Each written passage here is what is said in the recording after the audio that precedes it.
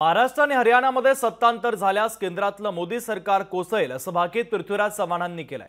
पृथ्वीराज चव्हाणांनी केलेल्या भाकीतावरून आता सत्ताधाऱ्यांनी त्यांच्यावरच टीकेचा भडीमार केलेला आहे। सविस्तर पाहूयात।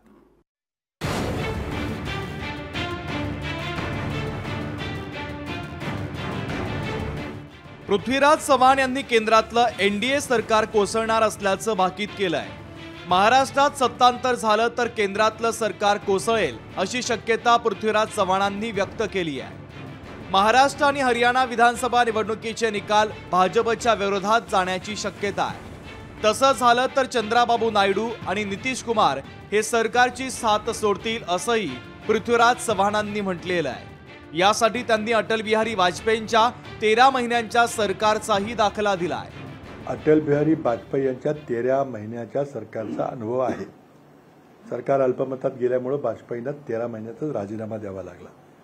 त्याचा पूर्व संदर्भ देत मी म्हणालो होतो की हरियाणा आणि महाराष्ट्रातल्या निवडणुकीमध्ये विद्यमान भारतीय जनता पक्षाचा जर पराभव झाला तर देशातली हवा कुठल्या दिशेने वाहते हे चंद्रबाबू नायडू आणि नितीश कुमार पाहतील। चंद्राबाबू आणि नितीश बाबू दोघंही बेभरवशी नेते आहेत। त्यामुळे पृथ्वीराज चव्हाणांनी जो दावा केलाय त्यात तथ्य असल्याचं शिवसेना उद्धव बाळासाहेब ठाकरे पक्ष म्हणालाय। नितीश कुमार चंद्रबाबू हे बिनभरोसेचे लोक आहेत। नितीश कुमारांचा किती वेळेस भाजपबरोबर आले, किती वेळेस ते लालू यादव बरोबर गेले, किती वेळेस संघाला बोलले, किती वेळेस भाजपाला बोलले। असं असताना मला असं वाटतं पृथ्वीराज चव्हाण साहेब बोलतात याच्यात काही कोणती असत्यता मला वाटत नाही। पृथ्वीराज चव्हाणांना स्वप्न बघायला पैसे कुठे लागतात असा टोला शिवसेनेनं लगावलेला आहे। स्वप्न बघायला कुठे पैसे पडतात?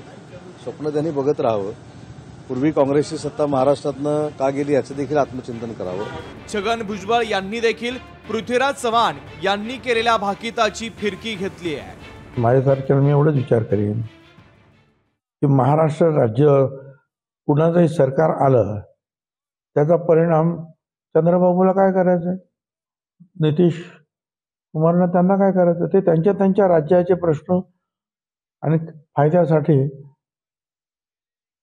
त्या एनडीए सरकारला म्हणजे मोदी साहेबांना जॉईन झालेलं आहे। पृथ्वीराज चव्हाणांनी केलेल्या भाकीताला काही संदर्भ आहेत। मित्रपक्ष बेभरवशाचे असताना भाजपनं पर्यायी व्यवस्था आतापासूनच करायला हवी, अन्यथा मोदींचा तिसरा कार्यकाळ अल्पजीवी ठरेल अशी भीती व्यक्त केली जाते आहे। अजय अडसूळ, लोकशाही मराठी, मुंबई। लोकशाही मराठी ऐका, पहा, जागरूक रहा।